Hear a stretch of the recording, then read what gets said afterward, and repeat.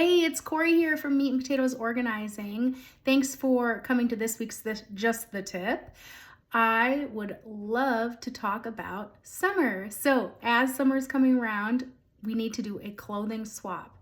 We would love for you to pull out all those clothes, winter items, coats, jackets, sweaters, turtlenecks, long pants, what have you. Do an awesome discard.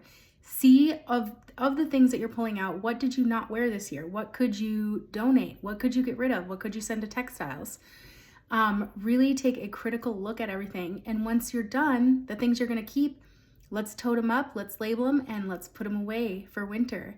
And just in exchange with that, let's pull out all the summer, all the spring gear, shorts, t-shirts, tank tops, dresses, all of that fun stuff, and let's get them up in your closet where you can see them. So that's what I want you to do after this week. That's this week's Just the Tip, and we will see you next week.